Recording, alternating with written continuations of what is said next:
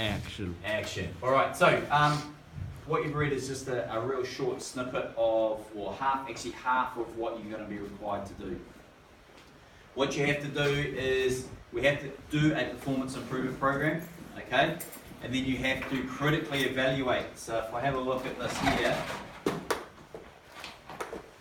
critical evaluation is looking at the whole thing that we've done, and then you have to come up with improvements that you would do for that particular program. The way that we're going to do it is we're going to go through two processes, okay, and they're identical. We're just going to repeat the same thing over twice. The first one we're going to look at is biomechanics, okay, and we're going to look at how biomechanics could improve our performance improvement, or improve our performance, I should say.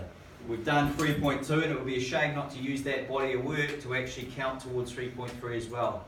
So I'm trying to cut down on half the amount of work that you do. You still have to panel beat it into 3.3, but most of the work is done. So here's the process we're going to follow. We're going to identify a factor. What I mean by that is a performance improvement factor, and it has to be, as you've read in the standard, a biophysical or a socio-cultural. Biophysical is either biomechanics, skill learning principles like distributed practice, mass practice, or sports psychology like Daniel's written, which is motivation. Okay, all right. You're going to then go through using that. We're going to get you to experience it. We'll talk about how we'll do that in a minute. But when you come to write up about it, you'll have to define the factor and tell me what a little bit of research tells me about it. Okay, so for example, in the case of biomechanics, how did biomechanics come to be? What has the success has been for in big sport, etc., etc. Okay, not too much, but a little bit of background there. Then explain how and why you've used it. Okay, so you'll know how to do that because you would have experienced it. I'm not going to spend too much time on that. And then you must explain the outcomes of using it on your performance improvement. Normally, at level 2, that's where you would stop. Okay, probably. You might then talk about what you would do to improve it, but generally, that's where you would stop, and that would get you your excellence if you did that well. Okay? And we're looking at positives and negatives of the outcomes. But in level 3, you have to go on and discuss assumptions which you've identified within the performance improvement program, specifically relating to the use of that factor. Here's an example. So, the first one is, if you think about biomechanics, it treats the body as a machine. Okay?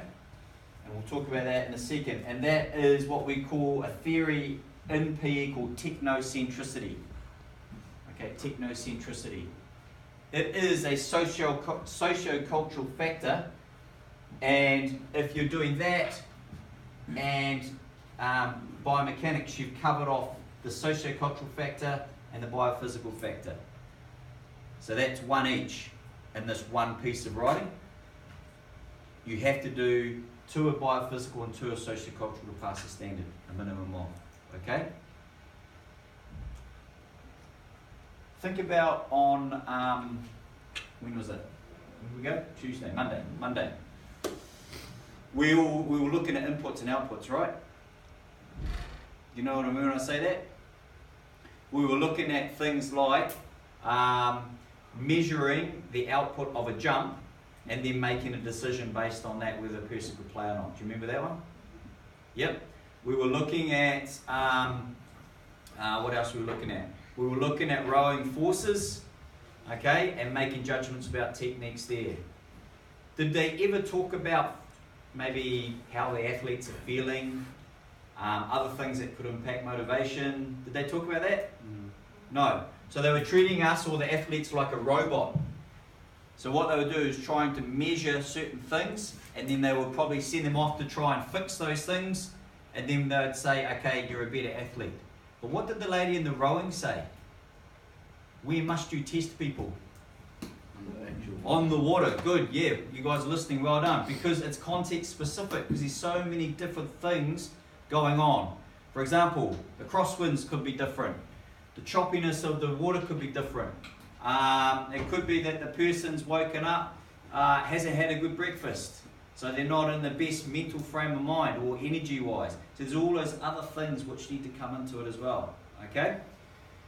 So that's an example of an assumption. So when we are using biomechanics, which we'll do in this next phase, is we are treating the body like a machine. Okay? Is anybody here going, I have no idea what he's talking about? Okay, good, because we'll build on that. That's the difference between level 2 and 3. Any questions on this?